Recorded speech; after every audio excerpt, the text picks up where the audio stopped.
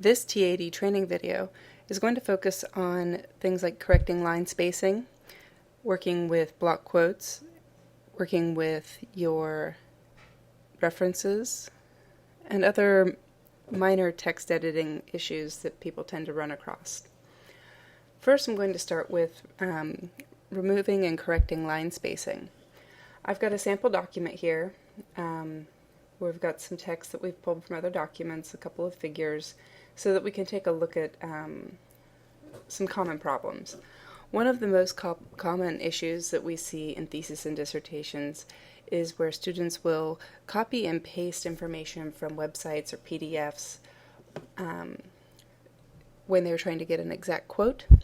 And what happens is that the styles applied to the document that you're quoting tend to carry over. Sometimes this is very obvious in that there will be a different font when you paste the information. Others will be a little less obvious. In this case, we have what's called space after occurring, and it's something that you won't really see unless you're really looking for it and know how to notice it. But what you'll see here between these two pages is that we have this line of text seems to have a little extra space, and this one here doesn't.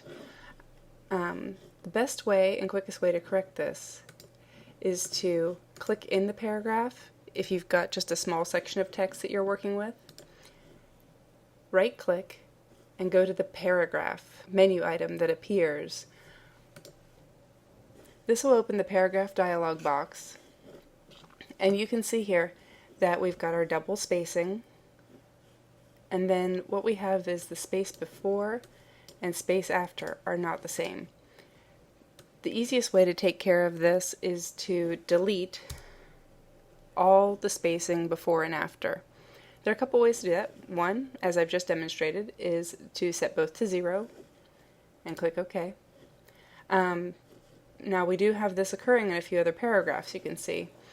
Another you can do is you can use the Command A to select all the text in your document,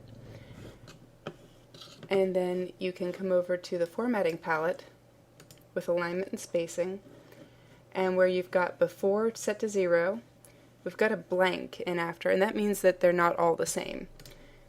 So you can type 0 there, hit enter, and that's corrected it throughout the entire document. Now this is perfectly fine as long as you've got no reason to have any extra spacing on any of the paragraphs. And it does close up space right here. You can see this used to be on the next page. So I'm just going to add a few more blank lines to keep all of the references on the next page. Rather than just adding blank lines, you can also highlight all this white space and do what's called inserting a page break. And it's up here under Insert, Break, Page Break. And this just means no matter how much we add to this paragraph, our references always start at the top of the next page, which is really useful, especially at the end of every chapter and at the end of important sections, like your references, your appendices, and so forth. So we've removed the space before and space after, and this has left us with consistent spacing. Another thing that we might see in a document is that you'll have a long quote from another author that you want to use. I will just use this as my sample paragraph. This is a paragraph that maybe we copied from another document, and we're going to attribute it. Rather than hitting return and starting your paragraph going in on every line, this can be really time consuming, and if you're working in a temporary document and then planning to copy everything over into the template later, you can run into some issues in that your margins may not match the destination margins in the template, and then you end up with things that don't fit quite right. So I'm going to press undo. I'm going to just undo several of these items, I think. And what we can do to set that left indent to be all indented at the 1/2 inch mark, which would be APA block quote style, is you can actually turn on your rulers, and if they aren't on, you'll want to go up to View and drop down and make sure Ruler is check marked. Without it, this becomes really difficult. So we'll turn on the rulers. Clicking anywhere in the paragraph, and that's just putting the cursor there, you can come up to the rulers and grab the bottom half where it says left indent. Oops, missed it. You want the, there we go, when it says hanging indent. We'll slide it in, and now we've got the entire paragraph indented.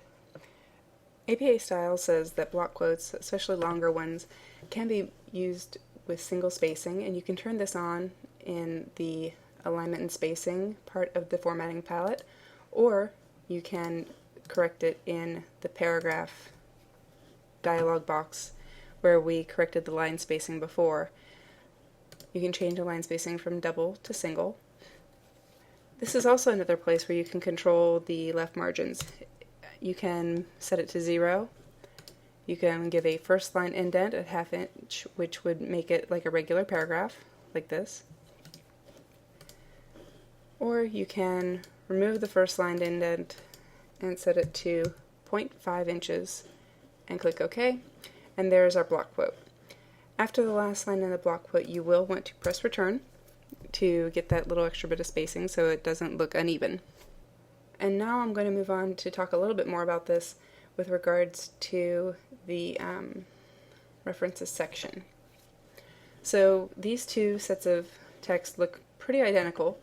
The main difference is that one is going to be very easy to format and the other is going to be a little bit more difficult. So, for example, if you started out working with a document where the margins were set at 1 inch all around, you would find that when you copied and pasted into the template that sometimes your indents will get a little funny. For example, if I just move the margin here a little bit, it all looks really messy in the bottom, but it's all still pretty neat at the top. And I will show you how to control this. We need to come back here. I'm going to turn on the show button. And so now we can see what's really happening here. At the end of each line, we have pressed return for this set. And up here, we've just let the type flow over to the next line and wrap normally. So with this set of text, the indent up here is a hanging indent, where the bottom line is indented a ½ inch and the upper line is flush to the left. Down here, it's one line and the next line. Everything's different. This makes it really easy if you start with all of your references in another document and just type them over.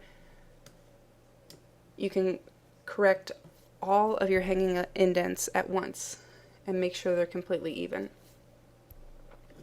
So I highly recommend using this method as opposed to pressing return and the tab key at the end of each line, because when you remove these, they become a lot easier to work with.